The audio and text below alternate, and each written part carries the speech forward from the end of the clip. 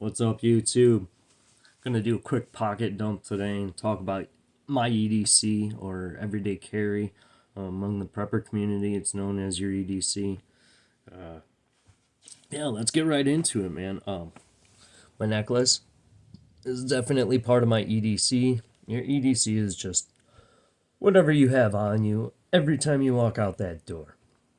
Every time I walk out the door, I want to be prepared for whatever the world can throw at me.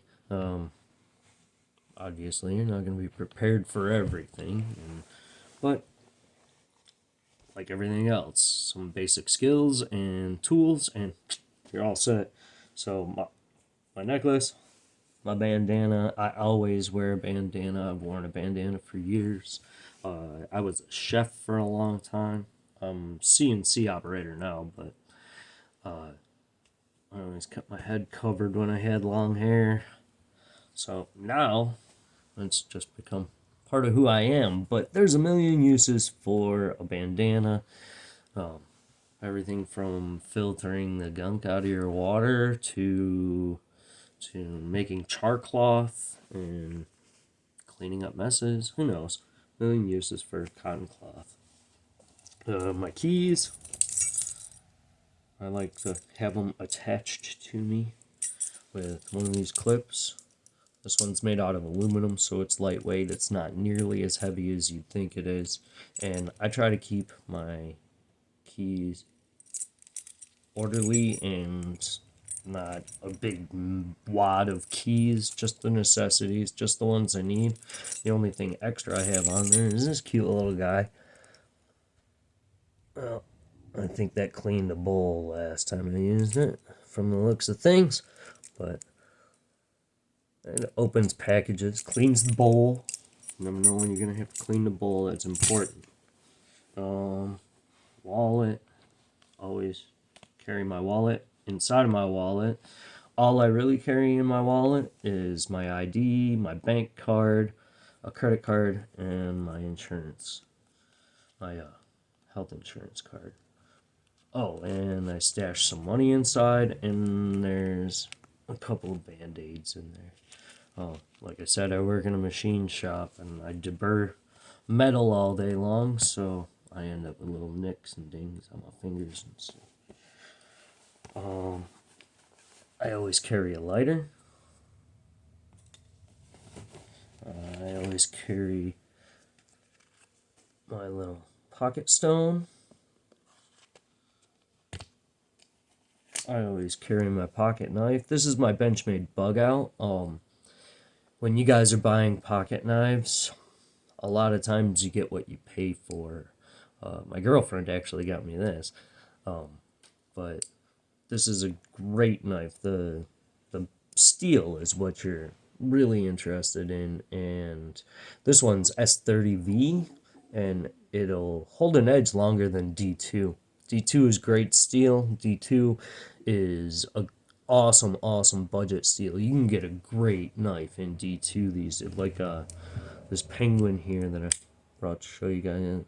I should clean my shit. But yeah, this is a QSP penguin. I don't even know if they make these anymore. Probably. It's a pretty popular knife, but that's in D2 steel. And like, you can get it razor sharp. It's not going to be a clean shave, but you can get it razor sharp and it will hold an edge for a very long time. Not quite as long as the S30V, which I like, but this is a little more brittle. It'll snap easier than the D2, and D2 will snap pretty easy. If you're used to one of these, a Swiss butter knife, then yeah, this will hold an edge. You could get a clean shave with this one. It's just not gonna shave for long. But yeah, why are all my knives so dirty? Anyway, this is stainless. This won't rust. And this one, you could bend it, and it probably wouldn't break until you bent it back, or if you bent it too far, of course. But yeah, usually you get what you pay for with a pocket knife. But there is always a use for a $5, $10 gas station pocket knife. Like, usually it's something you don't want to use your hundreds of dollar custom handle knife for. And then you whip out the $30 knife for those purposes. But that's just me. And on to the next, I always carry a flashlight. This has helped me out in so many situations, and I've never had to use it for self-defense. I hope I never have to defend myself. I'm pretty good at diffusing situations, man. Can we just sit down, smoke a joint, talk about this? Anyway, if you want to get a flashlight for self-defense purposes, I don't think there's a security officer out there that would tell you that a flashlight is not a useful self-defense tool. Like 300 to 500 lumens, and you're blinding somebody momentarily anyway, and that's your opportunity to either strike or get away. And once that fight or flight mode hits, if you got to decide what you're doing, and if it's flight, there's nothing wrong with that. Just never let the person attacking you or coming at you or whatever, never let them out of your sights. Always be aware of them, even when you're backing away. Always keep an eye on them until you know you're at a safe distance. But yeah, when that you're a lot harder to punch in the face when they can't find your face. You're a lot harder to shoot at when they can't see where you are. Get a flashlight. Doesn't have to be a big one. They make smaller ones. Oh, I already put it away.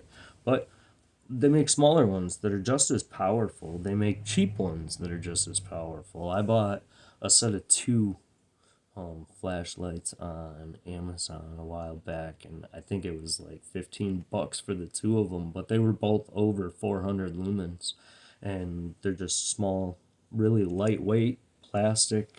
The one has a clip on. You can clip it to your shirt, to my bandana, your hat, all sorts of stuff, and they got all sorts of gadgets and whatnot. And that's what a lot of the preppers fall into, is they get all these gadgets and gotta have the newest thing, and I don't know, man, like whatever works. I wouldn't have the knife with the fancy steel in it if it weren't for my awesome ass girlfriend. But this knife, I carried this knife for a very long time. I've used it a million times. I have a bunch of pocket knives that I cycle through and see what I like and see what I don't. And there's some that I don't carry anymore that end up in a bug out bag or something. But yeah, pay attention to what steel is in it when you purchase a knife. But that's really all I carry on me every day besides my clothing, and I always dress appropriately for the weather. So I hope this was helpful. If it was, please whack the like button and hit subscribe. There's my selfless plug. And enjoy the rest of your day, man. I hope you all do well.